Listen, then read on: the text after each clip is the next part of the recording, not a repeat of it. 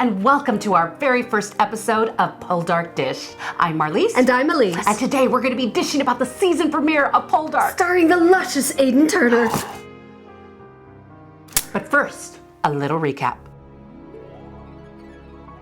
It's 1783 and Ross Poldark has just returned home from the American Revolutionary War. Sporting a scar down his left side which does nothing to affect his smoldering good looks. Ow! But all is not how he left it in Cornwall, England. His father has died. His estate at Nampara is in ruins. And his true love Elizabeth is betrothed to another. 2, his boring and not nearly as hot cousin, Frances Poldark.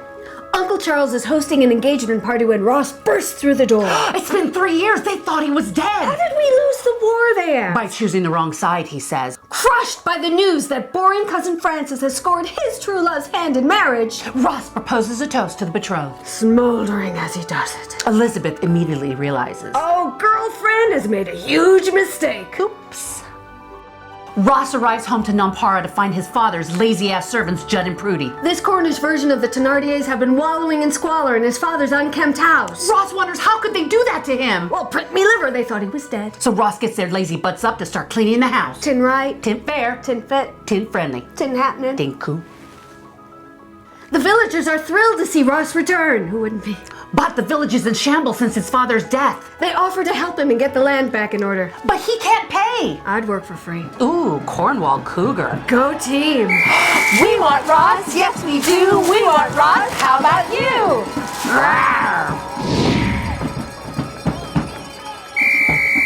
Ross tries to get help from the bank. But the property is mortgaged to the hilt. He has nothing but derelict mines and decayed cottages. He's too high risk, no money there. He can make a withdrawal from my bank. With interest. Compounded daily. Uncle Charles decides to move up the wedding. Why wait? Especially with Mr. Darcy back in town. Frances goes to tell Elizabeth the good news, but she was hoping it was Ross. Awkward. Conniving George Warlegan and his uncle are plotting to get Ross on their side. To use his misfortune for their gain. Elizabeth must speak with Ross. But her meddling mother reminds her that she's engaged to boring Francis. Ross can't offer her anything but uncertainty, poverty, and a dubious reputation. And a hell of a good time in bed. Boring Francis can make her mistress of Trenwith. And if Ross still loved her, he'd have been there to see her. Snap. Cousin Verity comes to visit Ross. She knows he's hurt. She said that Elizabeth had barely noticed Francis before. Ross says she noticed his mind's an estate. Ooh, Verity says the wedding is in a fortnight. Oops. Time to buy a place setting. Ross takes to the estate with a hammer, a shovel, and rippling biceps. Body by both legs. Yum, yum, gimme some. Francis tells Elizabeth that the wedding's been moved up. He says he can't be as fascinating as some, Or as hot as Ross. but he promises his undying love. And he gives her a chance to back out. But she says she can't wait to be his wife. Yeah, right. Ross and Francis check out the mine. Francis wonders why Ross hasn't RSVP'd to the wedding. Ross says weddings aren't really his thing. And he doesn't know where they're registered. Francis won't shut up and explains that he never meant to fall in love with Elizabeth. So Ross shoves him into a pool of water. Francis can't swim! Yay! Oh, he pulls him out. Aww. At the wedding, Ross remembers those last days with Elizabeth before he left for the war. And the ring that she gave him to remember her by. And the promises they made to each other that she is now making to soggy Francis. At the reception, Elizabeth corners Ross. He was gone for 3 years! That's a long time for a chick who wants to be mistress of an estate. And Elizabeth says it was her own decision to marry boring Francis. She gives him the let's be friends speech. Whatevs. Uncle Charles comes to visit Ross. Grambler, his own mine, is also in shambles. He tells him that his future lies elsewhere. Not here, where you can steal my daughter-in-law away. He'll even pay for him to go. Ross says no, he must make his own way on his own land. It's market day and Ross decides to sell his father's watch. To buy a cow and other things he needs to survive. He saves a cross-dressing street urchin. And her shaggy dog from a dog fight. She's a runaway named Demelza. Her father beats her and she's not going home. So he decides to take her under his wing. I'll take a wing and a thigh. Finger licking good. And he hires her as a kitchen maid. Oh yeah, that too. Ross brings Demelza home. Judd and Prudy aren't happy. She'll be seething with crawlers. Tin right. Tin fair. Tin fit. Tin proper. So Ross gives her the 18th century spa treatment under the pump. Ooh, I want to go to that spa. Get my back.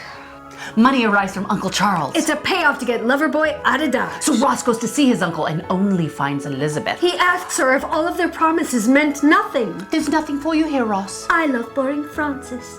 Is she crazy? What? Cleaned up Demelza's looking mighty pretty. Her father and his minor thugs pay a visit. But Ross won't let her go home to be beaten. So a minor smackdown ensues.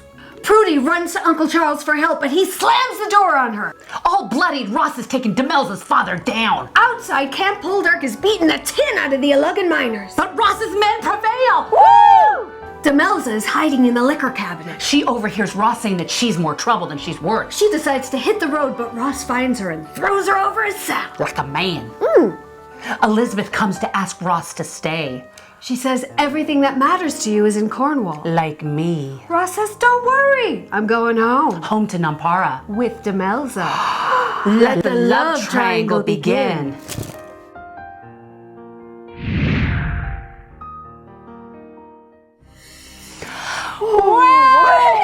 What a fantastic series this is going to be. I feel like a dirty old lady. Ooh, the Cornwall Cougars. Yeah.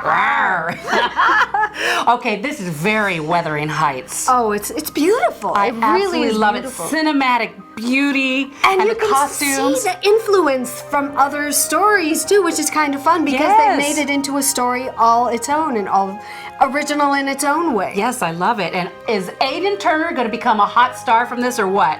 If he isn't, I think everybody needs to go get He's already hot. Now he's going to become a hot star. Yeah. So we can't wait to have our very first season of Poldark Dish. We've even got a giveaway. Yes, we have a DVD of the first season of Poldark coming your way. How do you win the DVD? Well, tweet us at Anglophile TV, hashtag Poldark Dish. And like us on Facebook. And leave your comment below this video. Your name will go in a drawing, and at the end of the season, we will pull for Season 1 Poldark DVD. I wish it were Aidan Turner. Maybe a date with Aidan Turner, that would be great. He'd have to get past us first.